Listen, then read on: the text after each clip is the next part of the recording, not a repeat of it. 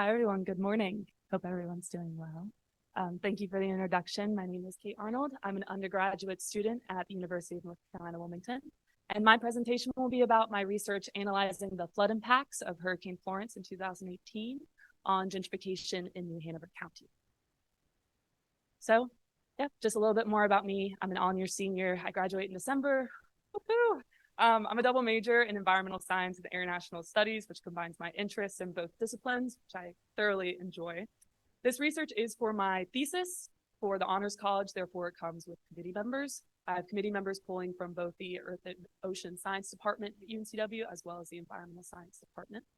And my research question is, well, it was the title, how has flooding from Hurricane Florence in 2018 impacted neighborhoods within New Hanover County, specifically with processes such as gentrification? My thesis research also has partnerships with the First Street Research Foundation, and it also receives funding from UNCW's TGIF, which is the Green Initiative Fund. And I also work closely with CSERC, which is a research organization on campus that supports undergraduate creativity awards and fellowship. This is the layout of my presentation, and I will be taking questions at the end. So let's dig into it. Purpose of research. Well, as we are all familiar with, climate change is paving the way for an increase in the intensity and frequency of natural disasters. And natural disasters are never evenly experienced. Unfortunately, more vulnerable communities are put at higher risk. And these vulnerable communities include communities of a lower socioeconomic status, areas with less resource access, less sound infrastructure, and increased financial instability. So what happens? Well, in the aftermath of these storms, there's less resources to deal with the impacts, and therefore there can be a lack or a slowed process of recovery. Without assistance from either governmental or non-governmental organizations, these communities are put under further financial stress and can even experience displacement. That makes these neighborhoods a perfect target for a process known as gentrification. For those of you who are unfamiliar with the concept of gentrification, it is a social neighborhood change process. It is when a lower income community or an area of underdeveloped land undergoes a transformation to attract middle and upper class commercial and residential uses. Ultimately, gentrification can be a slow or a quick process. It does just occur over time, however. And the community experiencing gentrification will experience a cultural shift, decreased socioeconomic diversity, and ultimate gentrification will infringe on the original community's history and identity. Now, natural disasters act as a catalyst to this process, putting these strains on vulnerable populations. And the most prevalent area with this relationship between natural disasters and gentrification has been observed was in New Orleans, Louisiana. And New Orleans will be a primary case study for my research moving forward. So what happened in New Orleans? Hurricane Katrina. Hurricane Katrina is hard to forget. It was a Category 3 hurricane that hit New Orleans in 2005. 80% of the city was flooded. 1,800 people were left dead, and there was $161 billion worth of economic devastation left behind. In the years of recovery following Hurricane Katrina, a lot of research came out of the area, particularly looking at how Katrina impacted neighborhoods. In one study done by Fusel and colleagues, they found that out of the 58% of pre-Katrina residents that had returned to New Orleans a year later, there was 71% of those 58% were non-African Americans, while only 51% were African Americans. Now, there were a few theories that came out to try and explain this discrepancy in returns, one of them being that New Orleans, or the city of New Orleans, failed to meet the needs of lower income communities that had a majority African American populations with their recovery building processes and policies. Now, naturally, these theories led to more research, and there were two pieces of literature in particular that I wanted to highlight that I found. One being by Van Holm and Wowski. They found in their research that higher levels of property damage caused by Katrina could positively predict census tracts that were gentrified 10 years later. Additionally, by Noon and colleagues, their research found that census tracts that were more susceptible to gentrification had a higher ground elevation and a lower flood depth from Katrina. Two commonalities that were linked in this research was that they both used GIS as their primary analytical software, and they also conducted their analysis at the census tract level. So for those who don't know about Hurricane Florence, when I was reading about New Orleans' experience with Katrina, it reminded me of my own personal experience with Florence. I'm from New Hanover County. We did not evacuate, we did stay. Hurricane Florence was a Category 1 hurricane that hit Wrightsville Beach in 2018. It took 2 days to pass over North Carolina. It claimed 30 North Carolinian lives. It was named the 12th costliest storm in U.S. history, and it caused $21 billion worth of devastation. So when I learned about the long-term impacts that Katrina was having on neighborhoods within New Orleans, I wondered, are these same long-term or lasting impacts from Florence happening within my own hometown? So I wanted to replicate this research and bring it to New Hanover County, except I wanted to add a few modifications. One, I wanted to use a mixed methodology in my research. I wanted to incorporate census tract data with residential perspectives. Because when I was doing a deeper dive into other literature, looking at the relationship between natural disasters and gentrification, a lot of these studies were based solely on census data, and there was a lack of residential perspective. Another trend that I realized or noticed when I was looking at other literature is that they conducted their level of analysis at the census tract level. So therefore, in my research, I wanted to conduct my analysis at the block group level to pick up on more localized changes. Overall, I would like my research to, oh, there's a lag, there you go. Overall, I'd like my research to build a more holistic approach when it comes to analyzing the relationship between gentrification and natural disasters, specifically looking at how hurricanes and flood impact social changes such as gentrification. So in order to do this, my research is broken up into 3 main objectives. One is to identify block groups classified as high risk to future gentrification as well as future hurricane flooding. The second is to collect neighborhood residential perspectives through surveying. And the third is to assess patterns between block groups, demographics, flooding experienced by Hurricane Florence, as well as post-Florence monetary investment through building a gentrification analysis or a gentrification index, as well as conducting regression analysis and see how these variables may relate to each other. For my primary analytic software, I use ArcGIS Pro version 3.0. So to start, objective 1, that would be to create a present-day risk index for block groups within New Hanover County. This risk index is based off American Community Survey 2020 data, demographic variables at the block group level, as well as flooding experienced by block groups from Hurricane Florence. To start, I gathered Tiger data off the census website to build my study area in ARC. And then I also obtained the ACS 2025 year estimates, demographic variables at the block group level. Now, the variables that I chose to incorporate were defined by previous literature as important to identifying populations that were vulnerable to gentrification. Some of these variables are listed here. So for example, block groups that are more vulnerable to gentrification tend to have a higher percentage of non-white individuals, higher percentage of families below poverty, higher percentage of dependents, so children, individuals under the age of 17, so on and so forth. I also collected flood data from Hurricane Florence through my partnership with the First Street Research Foundation. So proceeding on, I used Model Builder to standardize the ACS data, join the attributes to the block group polygon, and then I also used Model Builder to refine the flood data down to the block group level and average the flood depth experienced by each block group, as well as find the percentage of flooding that each block group had experienced.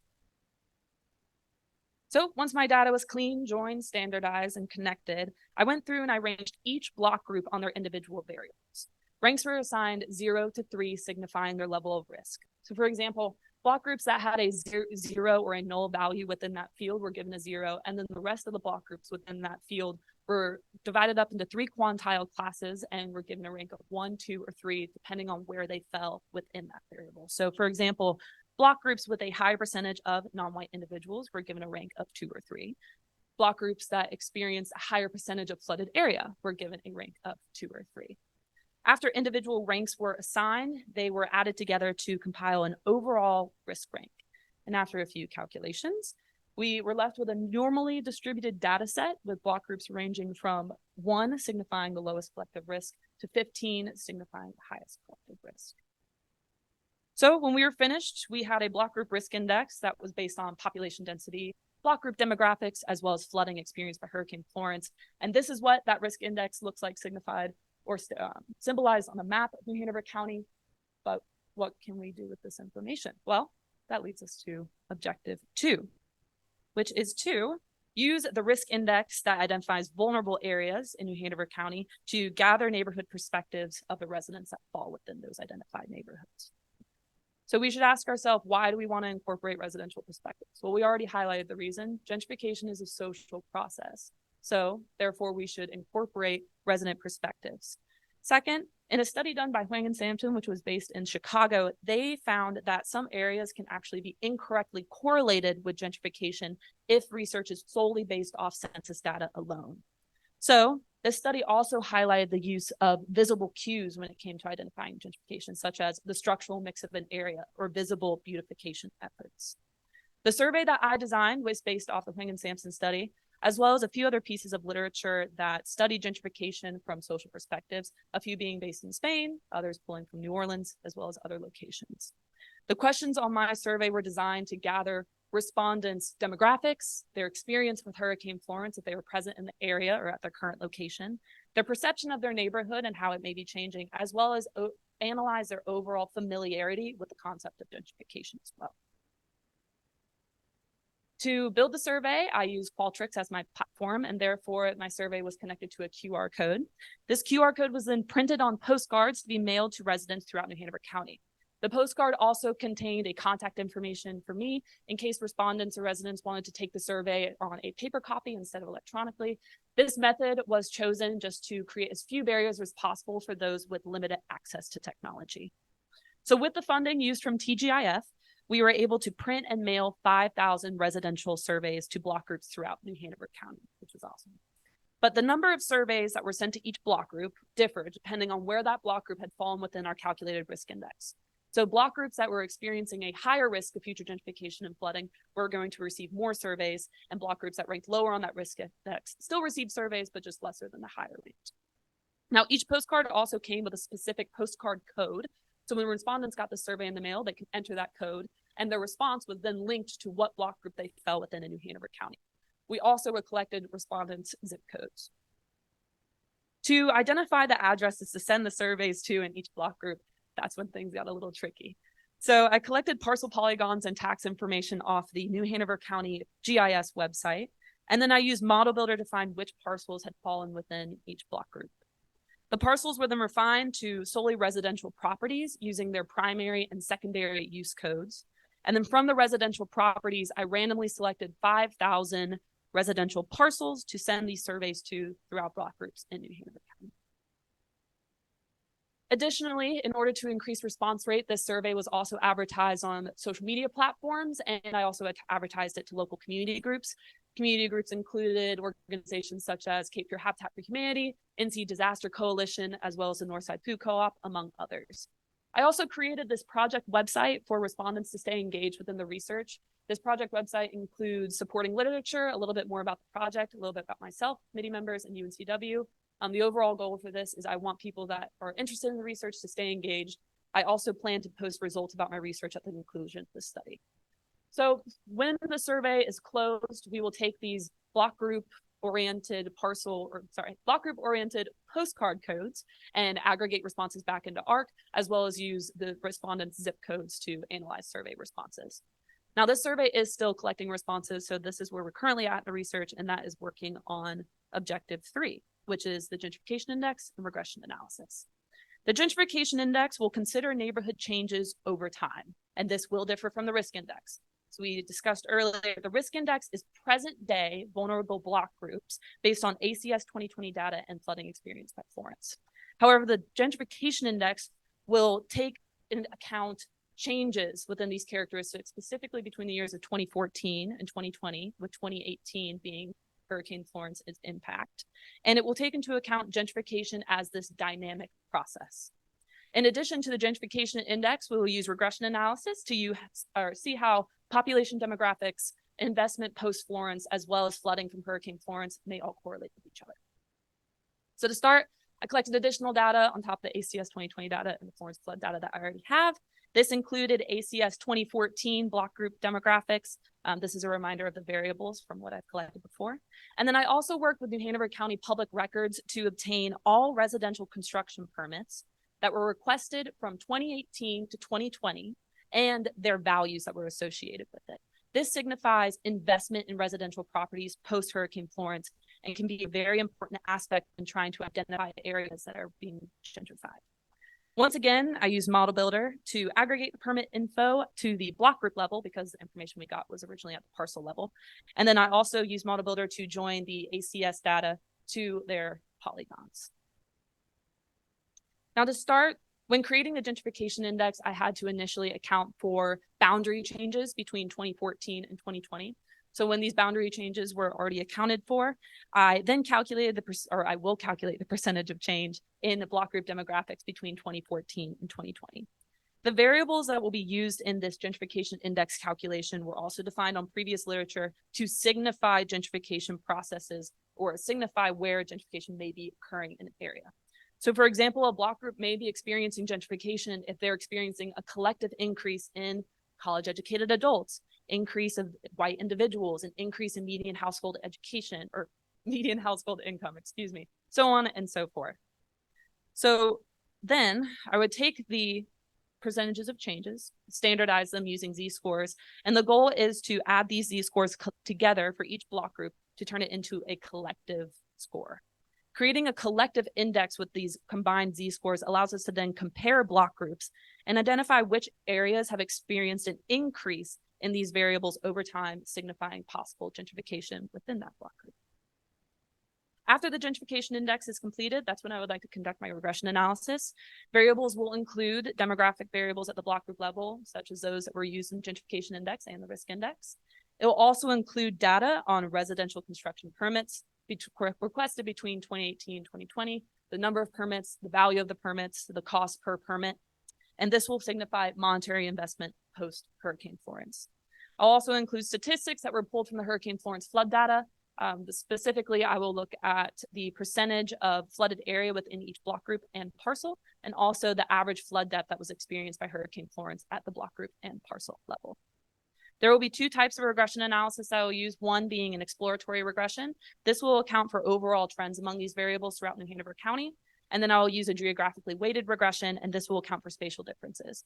The geographically weighted regression will show how relationships among these variables may differ between block groups and therefore differ between neighborhoods.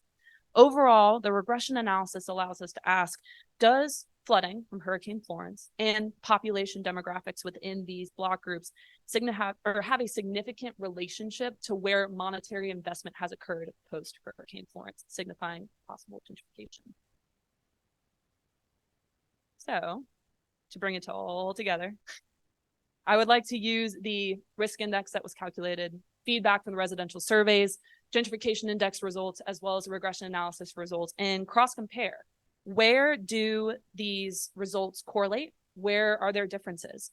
We want to ask ourselves, where does Hurricane Florence flooding impact gentrification in New Hanover County? The main goal is to use these cross comparisons to paint a more holistic picture of what's going on in New Hanover County. But what can we do with this info? First and foremost, policy reform. It is not an if, it is a when. North Carolina experiences their next major hurricane, East Coast in general. So we can use this information to better our natural disaster response and policy to help more vulnerable populations not fall behind in recovery processes. It can also help us highlight areas of concern. Progress is a fantastic thing, but when progress in a community comes at the disparity of those in a community who may be falling behind due to unforeseeable environmental circumstances, that's when things get bad. We want to push for sustainable development, but first we have to address issues of equity. We also want to close the knowledge gap. Research like this is aimed at helping people. Therefore, people that participate in the study or have an interest in the area should have access to the information. That's what the website's for. I would like to make these results possible or public to everyone involved and all those who are interested. And on top of everything, say my research doesn't find a correlation at this moment. Say it ever does for New Hanover County and specifically. This research provides a foundation. It fills a gap in research that we already have. And hopefully this research can be replicated later on by others in either New Hanover County or in other areas that might be experiencing this phenomenon to further understand the relationship between natural disasters and gentrification. So to just go over the main points of what we hit in this presentation, climate change is worsening the impact of natural disasters. And these natural disasters are never evenly experienced. Unfortunately, vulnerable communities are put at higher risk. And there's a lack of research looking at the relationship between natural disasters and gentrification. More specifically, there is a lack of localized research. And GIS is an incredibly important software when it comes to projects such as this one. Now, at the end of the day, how natural disasters impact social neighborhood changes such as gentrification is just another example about how environmental problems are people problems. And with the interdisciplinary issues that we are starting to face, incorporating socioeconomic, political, environmental factors, we should be pushed to strive for more interdisciplinary solutions and a more holistic outlook on how we solve these problems. Thank you so much for listening. This is the reference literature in my presentation. Thank you to NCAUG for having me, and I appreciate your open ears. I will now be taking questions if anyone has any. Any questions from anybody?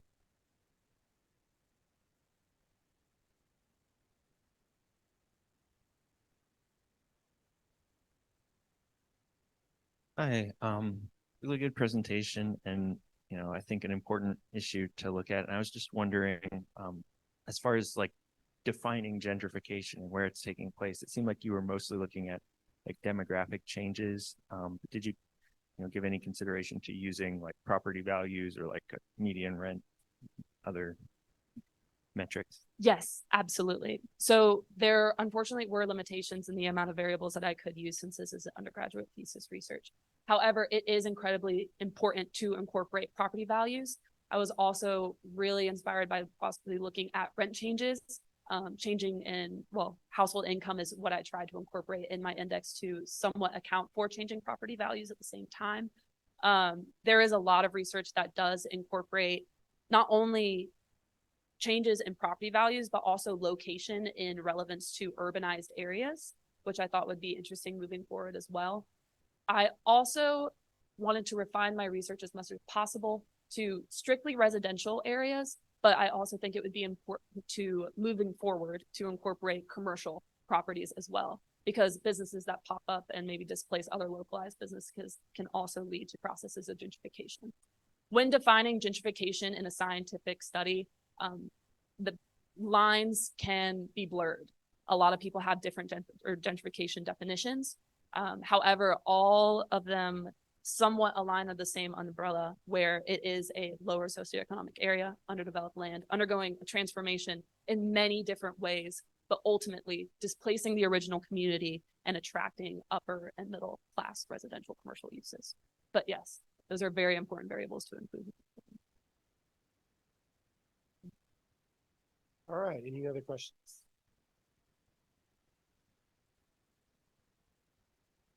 Hey, what sort of questions did you ask in your survey? Are they just demographic or what sort?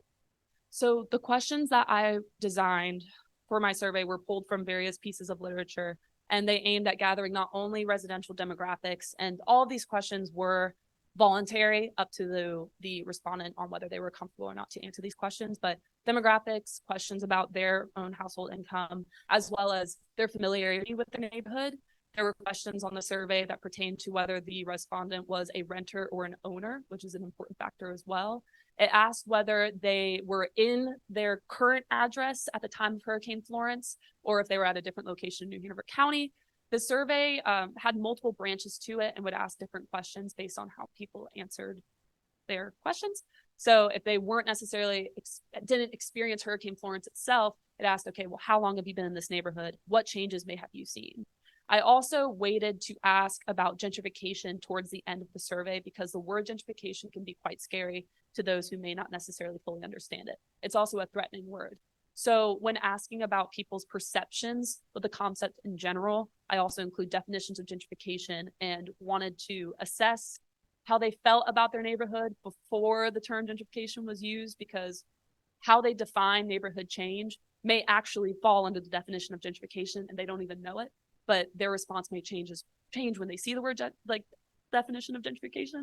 But yes, it wasn't just demographics; it was the whole 9 yards, because we want to get a more holistic approach.